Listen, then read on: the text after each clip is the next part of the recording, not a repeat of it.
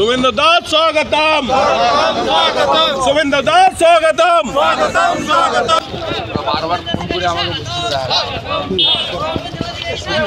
এখানে যারা নির্বাচনের দিন থেকে আক্রান্ত মানে 13ই মে থেকে তাদের মধ্যে বেশ কিছু জন আমার নাম্বার হোয়াটসঅ্যাপ নাম্বার যেহেতু সকলকে দেওয়া আছে আমাকে বেশ কয়েকদিন ধরে তারা মেসেজ করছে যে আপনি সব জায়গায় যাচ্ছেন আমরা টিভিতে দেখছি বর্ধমানে আপনার একবার আসা দরকার আমরা মিট করব। তো আজকে ডক্টর শ্যামাপ্রসাদ মুখার্জির আত্মবলিদান দিবস ছিল। আমি সকালে দুটো প্রোগ্রাম করে দুপুরে শ্রীরামপুর করে হুগলির ভিতর দিয়ে বর্ধমানে চলে এসেছি। তার আগে কালকে রাত্রে জেলা সভাপতিকে জানিয়েছিলাম। এখানে মোট 60 জন ঘরছাড়া কর্মী রয়েছেন, তাদের মধ্যে অনেক মহিলারাও রয়েছেন, বয়স্ক লোকরাও রয়েছেন এবং আরো প্রায় 14 জন পাশাপাশি আত্মীয়দের বাড়িতে আছেন। 74 জন মতো এখানে ঘরছাড়ার সঙ্গে আজকে আমার দেখা হলো, যারা 13ই মে নির্বাচনের দিন থেকে এবং 4 তারিখের পর থেকে তৃণমূল কংগ্রেস গুন্ডাদের দ্বারা আক্রান্ত হয়েছেন। কেউ মার খেয়েছেন, কেউ হুমকির সামনে পড়েছেন, কারোর দোকান বা বাড়ি ভেঙে দিয়েছে, কারোর সামান্য কাজ করতেন মুদির দোকানে বা হোটেলে, সে কাজ কেড়ে নেওয়া হয়েছে। তাদেরকে প্রকাশ্যে বলা হয়েছে যে 2021 সালের মতো তোমাদের দেখতে পেলে খুন করব এবং সেই সময়কালে পুলিশের পক্ষ থেকে ডায়েরি পর্যন্ত নেওয়া হয়নি। পরে অবসরকালীন বিচারপতি সম্মানীয় কৌশিক চন্দ্র মহোদয়ের বেঞ্চ দুটো মেল আইডি ডিজিপি দেয়, তাতে কিছু অভিযোগ যায়। সেই অভিযোগকেও ঠিকমতো এন্টারটেন এখানকার পুলিশ প্রশাসন করেনি। পরবর্তীকালে প্রধান বিচারপতির বেঞ্চে জনস্বার্থের মামলা হয় একাধিক, তার মধ্যে আমিও ছিলাম। প্রধান বিচারপতির পক্ষে মাননীয় হরিশ ট্যান্ডন সম্মানীয় বিচারপতির যে বেঞ্চ, ডবল জাজেস বেঞ্চ, সেই বেঞ্চ থেকে কিছু অর্ডার হয়েছে এবং সেন্ট্রাল ফোর্সের এক্সটেনশনও হয়েছে। 26 তারিখ সেই মামলা আছে এবং 26 তারিখের মধ্যে রাজ্য পুলিশকে একদম সুনির্দিষ্ট নির্দেশ দিয়েছেন উচ্চ ডিভিশন বেঞ্চ, সমস্ত ঘর ছাড়াদের প্রোটেকশন দিয়ে বাড়িতে ঢোকাতে হবে। আমরা আশা করব, এখনো তো 2 দিন বাকি আছে, বুধবার 26 তারিখ, সবাইকে বাড়িতে ঢোকানোর তারা ব্যবস্থা করবেন, নিরাপত্তা দেওয়ার ব্যবস্থা করবেন। গতকালও এখানে যুব মোর্চার এক নেতার বাবা, বয়স্ক বৃদ্ধ, 60-এর উপর 65 বয়স, তাকে চড়চাপড় মারা হয়েছে। অতএব পুলিশ যদি রক্ষকই যেখানে ভক্ষক, পুরো নির্বাচনটা পুলিশ করেছে, পুলিশ এবং আইপ্যাকের লোকরা এই ইলেকশন সংগঠিত করেছে, তৃণমূল মাঠে ছিল না। তা যার কাছে মানুষ গিয়ে নিরাপত্তা পাবে তারাই যদি তৃণমূল কংগ্রেসের নেতা হয়ে যায়, একটা ওসি ব্লক প্রেসিডেন্ট, এসপি হচ্ছে জেলা প্রেসিডেন্ট, স্বাভাবিকভাবে তারা কোথায় যাবে?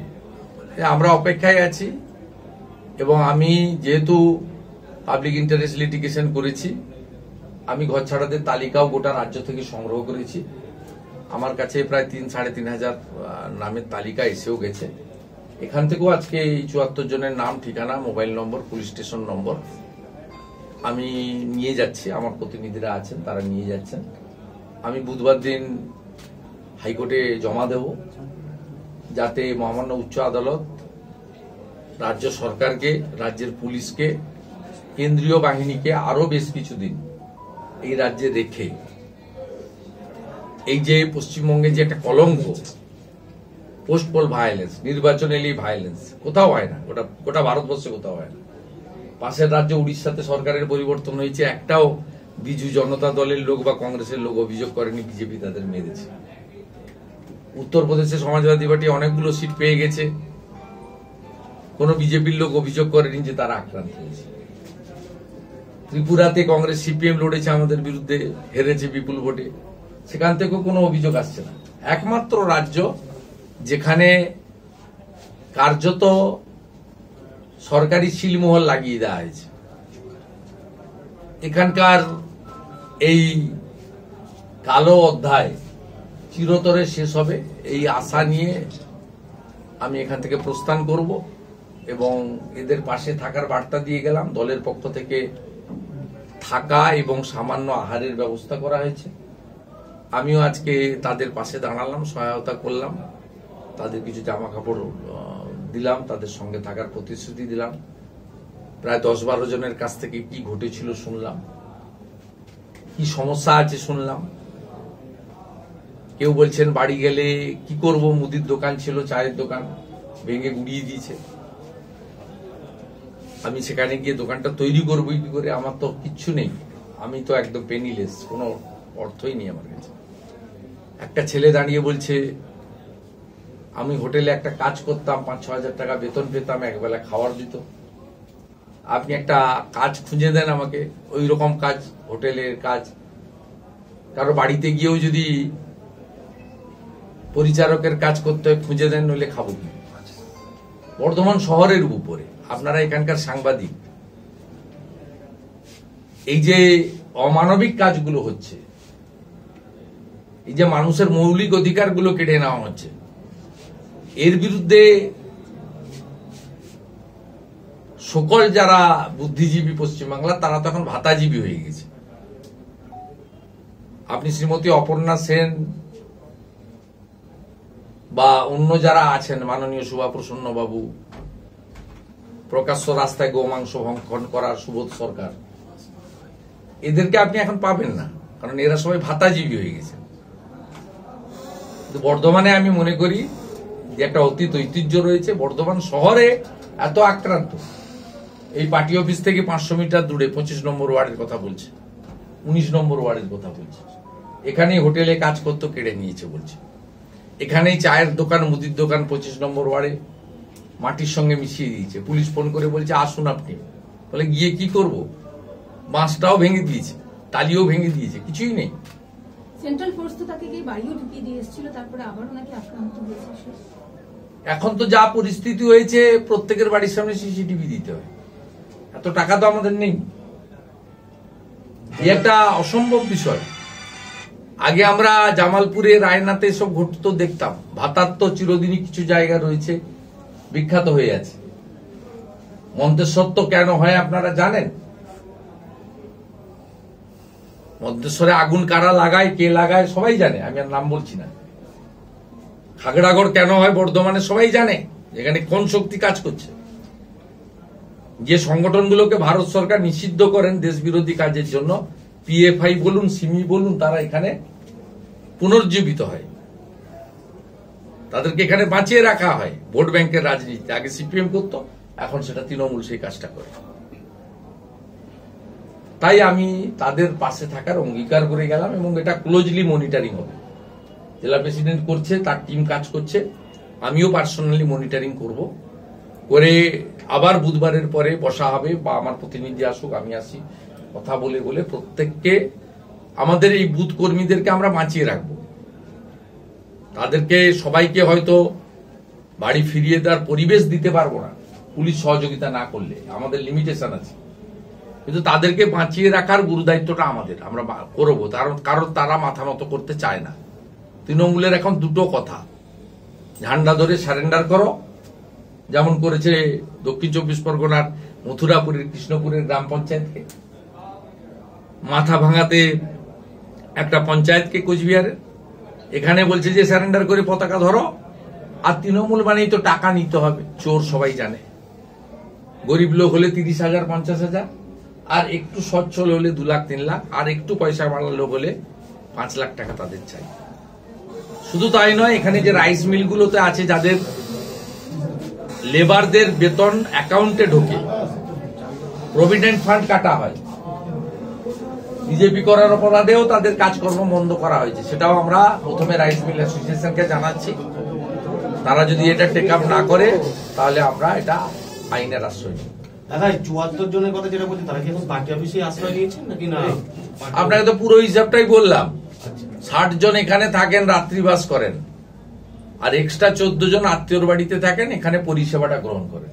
শুভেন্দু অনেক অনেক আমি তো শুরুতেই একবারে ডিটেলসে অনেক বাচ্চা রয়েছে, অনেক পড়ুয়া রয়েছে, সংখ্যাটা আমি এক্সাক্ট বলতে পারবো না, 10 তো নিশ্চয় হওয়া উচিত, 8-10 জন তো হবে। অনেক পড়ুয়াও রয়েছে যাদের পড়াশোনারও ক্ষতি হচ্ছে বলে আমি জানি না। আমাকে প্রশ্ন করছেন কেন?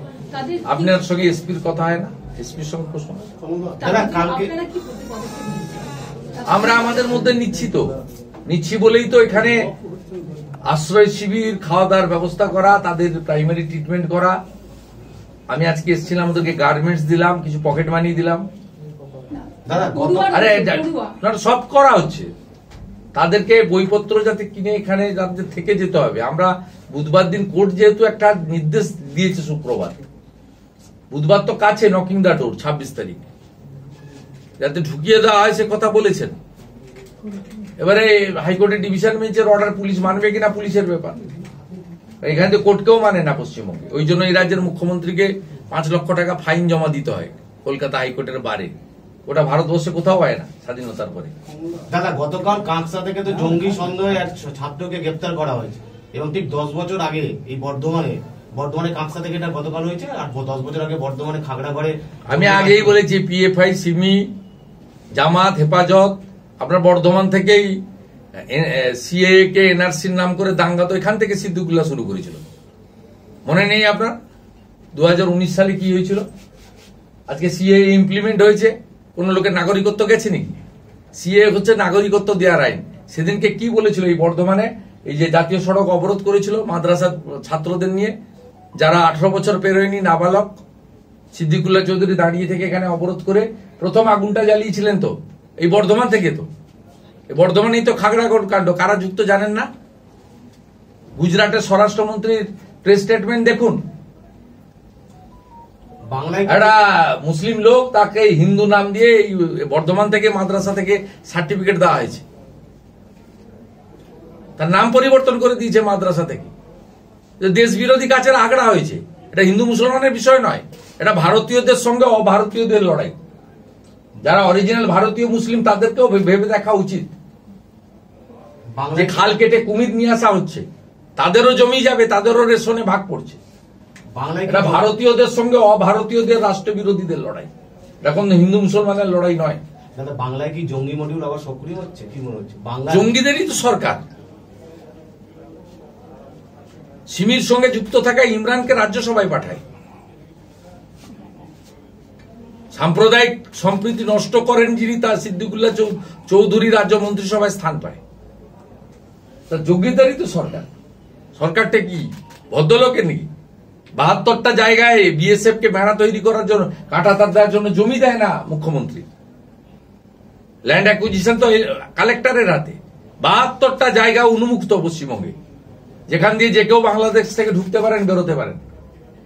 স্বরাষ্ট্রমন্ত্রী অমিত শাহজি নবান্নতে এসে মিটিং করেছিলেন এই জন্য 2022 সালে, রিজিওনাল মিটিং। আমরা যখন জিজ্ঞেস করেছিলাম ওনাকে যে আপনি এসেছিলেন কেন, বলে আমার মূল উদ্দেশ্য ছিল এই মিটিংটাও করা, সাথে সাথে মুখ্যমন্ত্রীকে অনুরোধ করা যে দেশের স্বার্থে আপনি 72টা জায়গায় খোলা আছে, আপনি জমি দেন, বিএসএফ কাঁটাতার জুড়তে পারছে না, প্রোটেক্টেড হচ্ছে না আমাদের দেশের সীমান্ত। এখনো যারা আপনাদের মধ্যে বা অন্য যারা তৃণমূলকে ভোট দেন, প্লিজ রিথিং। কোন জায়গায় যাচ্ছে কল্পনাও করতে পারছেন না আগামী 10 বছর পরে কোথায় যাবে পশ্চিমবঙ্গ।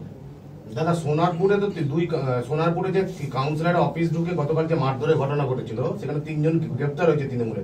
আর কাউন্সিলর নিজে বলছেন যে ভয়ে আছি, আতঙ্কে আছি, অফিসে বসতে ভয় পাচ্ছি। কি বলবেন? তৃণমূল কাউন্সিলর ভয় পাচ্ছে অফিসে বসতে।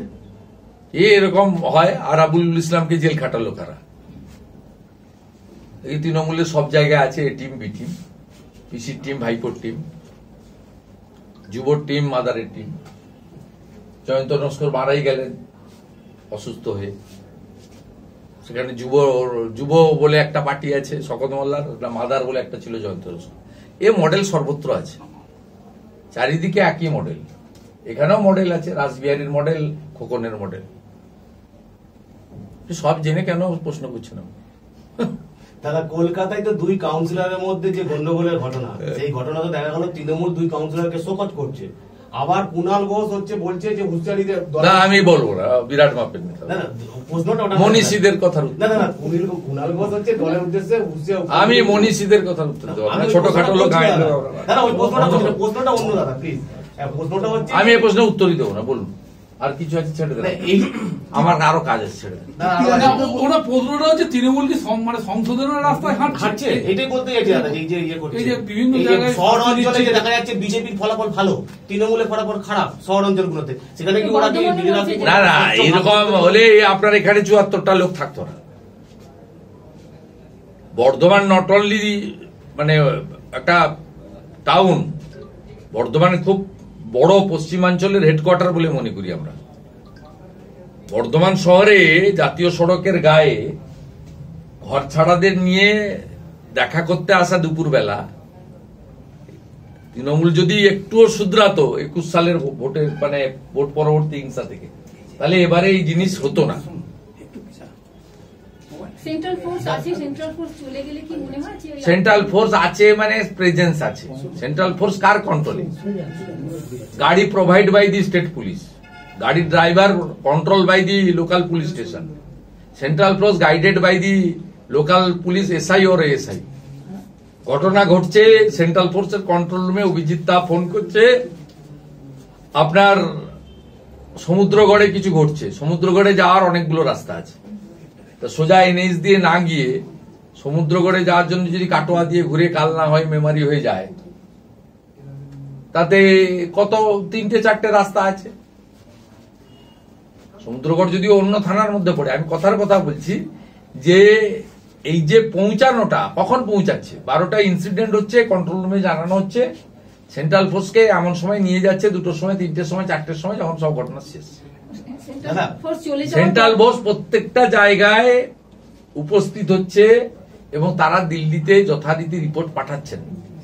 সেই কারণে কেন্দ্রীয় সরকারের লয়ার কোর্টে দাঁড়িয়ে বলেছেন যে পরিস্থিতি এখনো নরমাল নয়, মহামান্য কোর্ট যতদিন চাইবেন ততদিন 400 কোম্পানি, প্রায় 40,000 কেন্দ্রীয় বাহিনী রাজ্যে ভারত সরকার রাখতে রাজি আছে উইদাউট এনি কস্ট।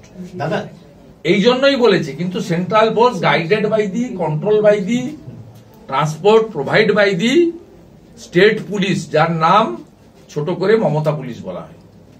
যে পুলিশ এই নির্বাচনে তৃণমূলের ক্যাডারের থেকেও নিচে নেমে এখানকার ওসি আইসি এসপিদের বাপ মা মরা দায় পড়লে যেমন হয় তেমন ভাবে নির্বাচন করেছে। দাদা ইউজি নিটের পর হচ্ছে পিজি নিট, সেই পরীক্ষা সাময়িকভাবে স্থগিত করে আমি এটা নিয়ে বলবো না, সব জায়গায় সকাল থেকে দুবার হয়ে গেছে। আমাদের যশস্বী শিক্ষামন্ত্রী ধর্মেন্দ্র প্রধান তার সাবজেক্ট তিনি বলছেন এবং খুব কড়া ব্যবস্থা গত 2 দিন ধরে ভারত সরকার নিচ্ছে। ভারত সরকার মেধা নিয়ে, ভবিষ্যৎ প্রজন্মকে নিয়ে এতটুকু কোনো ত্রুটি থাকুক, 0 টলারেন্স নীতি নিয়ে চলছে। আমরা যেটা দেখতে পাচ্ছি অ্যাকশনগুলোতে।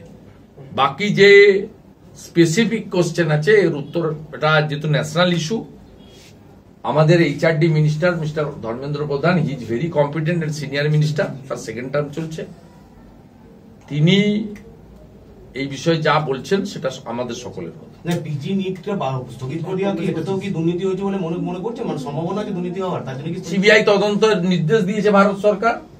সিবিআই তদন্ত হলে করমন্ডল এক্সপ্রেসে যা হয়েছিল সেটাও যেমন বেরিয়েছে, এটাও বেরোবে, তাড়াহুড়া করার কিছু নেই। पूरा वेस्ट बंगाल में कितना कम कार्यकर्ता अभी भी घर से बाहर है, पूरा राज्य में अभी भी? देखिए हम लोग का पास तो जो शेल्टर में 3,500 से 4,000 है, पूरा प्रदेश में 8,000 तो होगा। बीजेपी वेस्ट बंगाल अभी भी घर फिनाले के लिए कुछ स्टेप लिया है अभी भी? केस पर स्टेप तो लिया है, शेल्टर होम चालू है, खाने का अरेंजमेंट है, उनको जितना भी उसको इम्यूनिटी की जरूरत है हम लोग दे रहा है। और on behalf of party LOP के नाते में पब्लिक इंटरेस्ट लिटिगेशन किया। अभी घर छोड़ के बाहर घूम रहे हैं, उन लोगों का फैमिली भी अभी काम पर नहीं जा सकते, अभी उन लोगों और दिक्कत में है, बहुत दिक्कत में है फैमिली लोग। के लिए क्या कर रहे हैं बीजेपी? फैमिली के लिए क्या कर रही है? नहीं फैमिली के लिए तो नहीं, जो घर बार छोड़ के आए, ये जितना भी करना है पार्टी की ओर से, और पार्टी के जो अनुभवी कार्यकर्ता है वो लोग भी पर्सनली कर रहा है, सब मिल के कर रहा है। सुरेंद्र जी, ये सभी डर रहे हैं कि अभी सेंट्रल फोर्स है, लेकिन सेंट्रल फोर्स जाने के बाद उन लोगों पर फिर से हमला हो सकता है और टीएमसीसी के लिए इंतजार कर रहे हैं। ये जो एप्रीहेंशन है सही बात है, इसलिए मैं अपील फाइल किया। कलकत्ता हाईकोर्ट का डिवीजन बेंच में जो अपील चल रहा है, हमारी जो वहाँ एप्लीकेशन है, जो अपील है कोर्ट में, उसमें 1 नंबर डिमांड है up to Durga Puja central force should stay in Bengal. দাদা মাতঙ্গিনীর নিচে যারা চাকরির দাবিতে আন্দোলনে বসেছিলেন তাদের আন্দোলনে আজকে 2 বছর পূর্তি যে দিদির কাছে চলো এই নামে মিছিল করছেন তারা। মাতঙ্গিনীর ওখানে যারা চাকরির দাবিতে আন্দোলনে বসেছিলেন তারা আমি ওদের অনুরোধ করব নামটা চেঞ্জ করে পিসির কাছে চলো। এনটিএ ডিজি তাকে তো অপসারণ করেছে কেন্দ্র সরকার, সরিয়ে দিয়েছে কেন্দ্র সরকার। এনটিএ আবার চলে যাচ্ছেন ওই পর্যায়ে। আগের প্রশ্নের উত্তর আমি দিয়ে দিয়েছি যে সিবিআই তদন্ত হচ্ছে, ত্রুটি যদি হয়ে থাকে ধরা পড়বে আসল আসামি। আর রিগার্ডিং যে মানে স্পেসিফিক কোশ্চেন রিগার্ডিং এনটিএ বা নিট বা পরীক্ষা পোস্টপোন, এটা নিয়ে অলরেডি ডেইলি আমাদের সিনিয়র মিনিস্টার ধর্মেন্দ্র প্রধান বলছেন। এইটাকে নিয়ে তো দাদা একটা প্রশ্ন উঠছে যেটা যে ডাক্তারি না না আমি বলবোই না কেন, আমার সাবজেক্ট তদন্তকে ওয়েলকাম করছি। সিবিআই তদন্ত হয়েছে এবং মাননীয় প্রধানমন্ত্রীর ক্যাবিনেট এটাতে 0 টলারেন্স নীতি নিয়ে চলছেন। পশ্চিমবাংলায় মানিক ভট্টাচার্য, সুবীরেশ সিনহা, এসপি সিনহা এদেরকে বাঁচানোর জন্য ট্যাক্স পেয়ারদের টাকায় সুপ্রিম কোর্টে যাওয়া হয়, আর ভারত সরকার কোথাও কোনো দুর্নীতি বা কোনো অ্যানামেলি দেখলে সেটাকে কড়া হাতে দমন করেন। এইখানে difference between union government and state government.